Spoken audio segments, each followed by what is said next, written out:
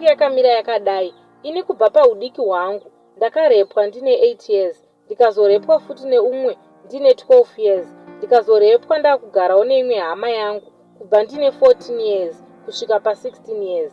Panguva yacho I was young, hazvina kana kundiafecta. Ndakatokurawo ndikadanana nemukomana wangu kubva ndiri form 1 kusvika form 4. Ndaimuda mukomana iyeye zvekuti takatosvitsana kuna tete vangu tikachinjana nhumbi, asi yakati yakwana nguva yekuti achipiwa date rekuroora, maperenzi angu akaramba nekuti kumba kwavo vaive nemombe 2, isu kwedu kwaive nemombe dzimwe dzemukaka dzakawanda. Saka maperenzi angu vakati hauroorwe kuvarombo. Ndakarwadziswa kusvika pekupedzesera vedu weye. Zvadaro ndakagara one day, pakauya vamwe vana amai vakauya vachiita zvekutengesa. Wani wacho akandifarira akaintrodusa muzukuru wavo kwandiri semwanawo. Ndakangoti zvakanaka, tikadanana kusvika taroorana.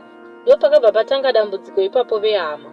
Ndakange ndisingade kubatwa naye. I didn't feel comfortable at all. Akada kuitawo foreplay, ndaibva ndaita hasha dzekumunakura nekuti ndakanga ndakufunga kurepwa kwandaiita kuya.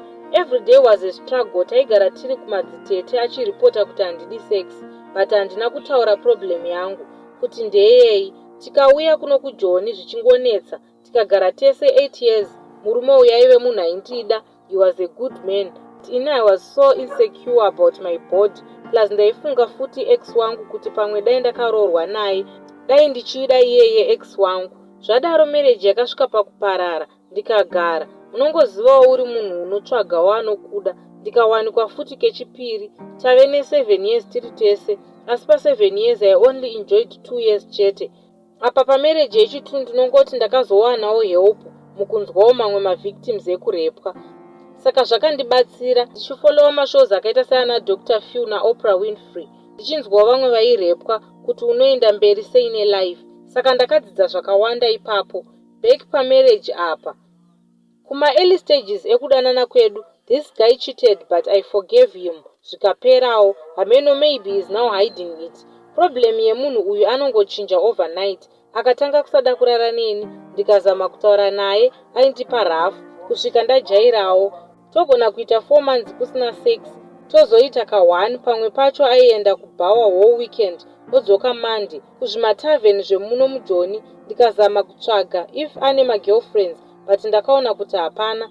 Until one night ndakarara iye akagara pachair. I heard masounds epleasure, kuti kune kuri kuitwa sex, noise yacho iri pasi pasi, only to find him masturbating. Ipapo ndakangoti hameno, ndobva ndaignore. Kubva ipapo anobonyora everyday. Ini ndakarara, anotoplaya phone yake oita. Kubva ipapo pa5 years idzodzo basa rakapera, haende kubasa, anoita bonyora whole day. Ndinomuka kuenda kubasa achiita izvozvo. Kana uripo ukangoenda chero pashop unomuona ari busy nemaponi nebonyora. Kugeza bhodhi yake hagezi. Ndakazama kutsvaga help asi izvaramba kupera. Kukwira makomo, kutsanya kwese, asi hapana chabuda. Vamwe vangati sei ndataura nhoroondo yese iyi. Kuda kutaurawo zvandakasangana nazvo mulife zvaita ndigare pasi. Ndikaona kuti as long ndichida varume handife ndakafara. Some men are monsters. Saka beta kutsvaga mukadzi at least tonzwanana. Saka ndatodevelopa mafeelings angu towards women. Zvevarume bodo handichada. Zvevarume bodo handichada hangu.